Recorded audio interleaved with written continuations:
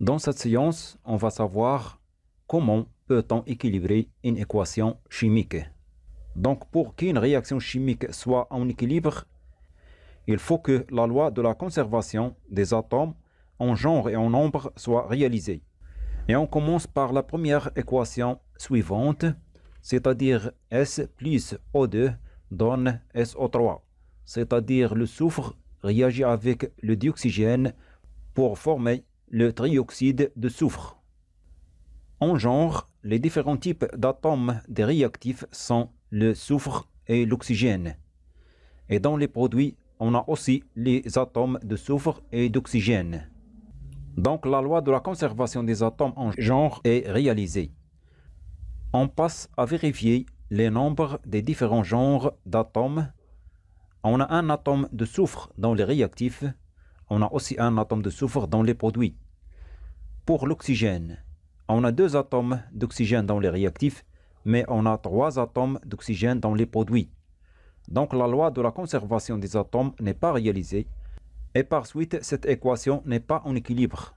Il faut donc l'équilibrer en utilisant des coefficients stéchiométriques, يعني معاملات تناسبية. Donc on a un atome de soufre dans les réactifs, on a aussi un atome de soufre dans les produits.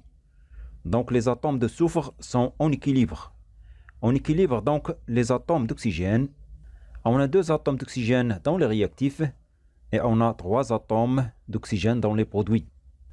Donc il faut équilibrer les atomes d'oxygène de part et d'autre des réactifs et des produits.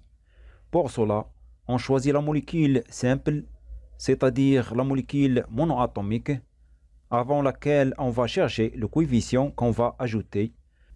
C'est donc la molécule d'oxygène qui est molécule monoatomique, c'est-à-dire molécule simple.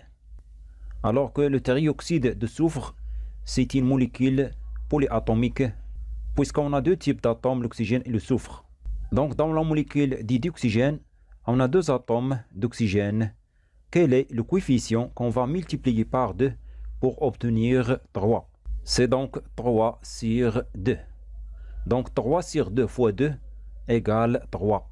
C'est le nombre d'atomes d'oxygène dans les produits. Mais on a dit en général que la molécule est indivisible. Donc les coefficients stéchiométriques doivent être des nombres entiers naturels, c'est-à-dire 2, 3, 4, 5, 6, 7 et ainsi de suite. Pour cela, on va multiplier tous les coefficients par 2 pour éliminer 2 qui se trouvent au dénominateur. Et on va multiplier 2 par 1 et 2 par 3 sur 2 et 2 par 1. Et on obtient 2 fois 1, c'est 2. Et 2 fois 3 sur 2, c'est 3. On a simplifié par 2. Et 2 fois 1, c'est 2. On vérifie est-ce que cette équation chimique est en équilibre ou non. Donc on a 2 atomes de soufre dans les réactifs, on a aussi 2 atomes de soufre dans les produits. Pour les atomes d'oxygène, on a 3 fois 2, c'est-à-dire 6 atomes d'oxygène dans les réactifs. On a 2 fois 3, c'est-à-dire on a aussi 6 atomes d'oxygène dans les produits. Donc cette équation est en équilibre. On peut suivre une autre méthode pour équilibrer cette équation chimique. Donc on a un atome de soufre dans les réactifs, on a aussi un atome de soufre dans les produits. Pour les atomes d'oxygène, on a 2 atomes d'oxygène dans les réactifs, mais dans les produits, on a 3 atomes d'oxygène. Donc, on va équilibrer les atomes d'oxygène de part et d'autre des réactifs et des produits. Donc, on va chercher le plus petit multiple commun entre 2 et 3, c'est donc 6. Donc, on va multiplier 2 par 3 pour obtenir 6. Et on va multiplier 3 par 2 pour obtenir aussi 6. Mais il faut tenir que l'équilibrage des atomes de soufre est perturbé.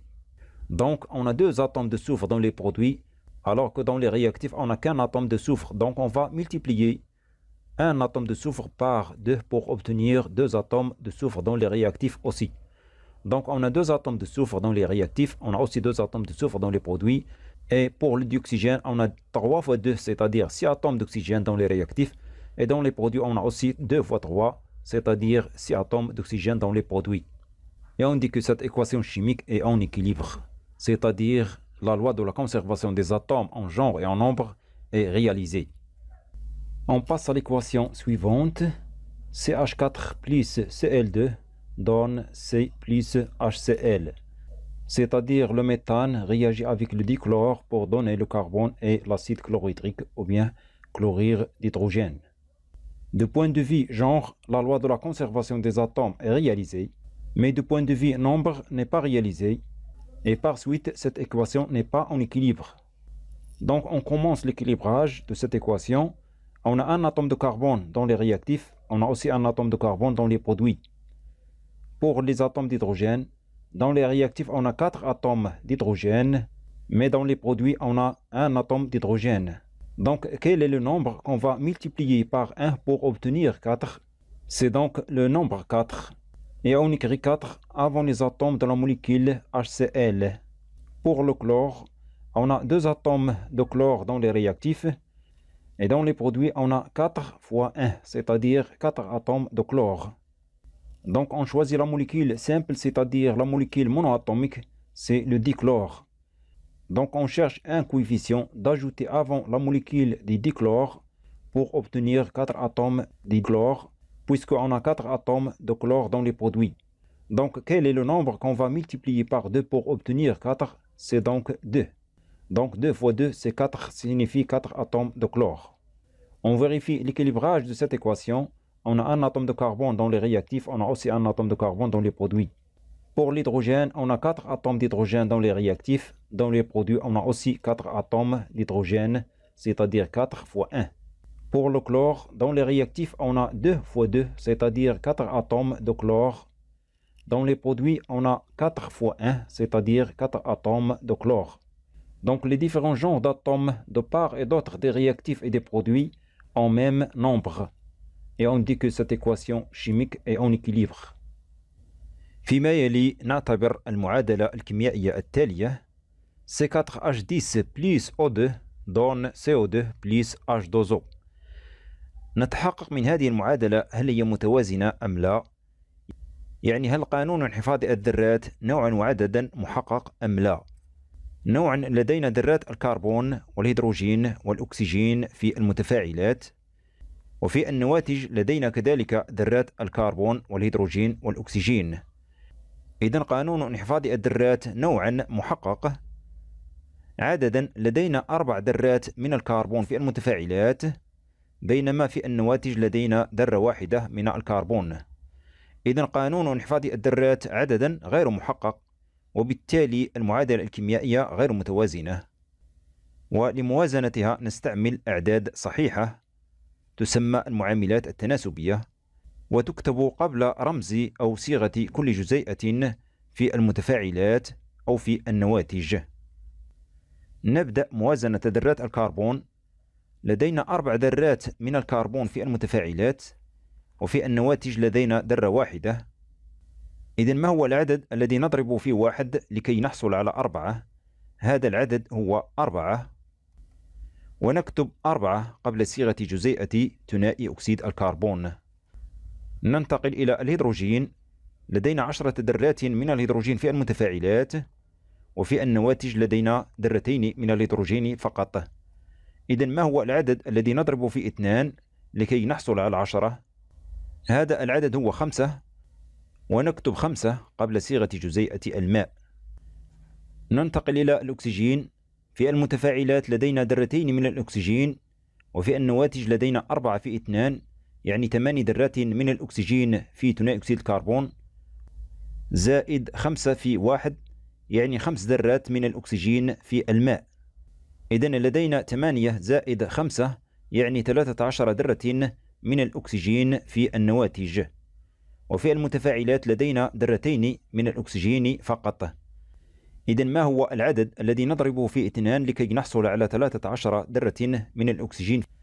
إذن هذا العدد هو 6.5، لكن من الأفضل نترك هذا العدد على شكل عدد كسري، يعني 13 على 2، ونكتب 13 على 2 قبل صيغة جزيئة ثنائي الأكسجين. وبما أن الجزيئة لا يمكن تقسيمها، إذن يجب أن نتخلص من مقام العدد الكسري وهو 2، ولتحقيق ذلك نضرب جميع المعاملات في 2، ونكتب 2 عامل لجميع معاملات جزيئات هذه المعادلة الكيميائية، فنحصل على ما يلي: 2 في 1 يعني 2، ونكتب 2 قبل صيغة جزيئة البوتان. كذلك 2 في 13 على 2 تساوي 13، ونكتب 13 قبل صيغة جزيئة ثنائي الأكسجين. ننتقل إلى النواتج. إذن 2 في 4 8، ونكتب 8 قبل صيغة جزيئة ثنائي أكسيد الكربون. كذلك 2 في 5 تساوي 10، ونكتب 10 قبل صيغة جزيئة الماء.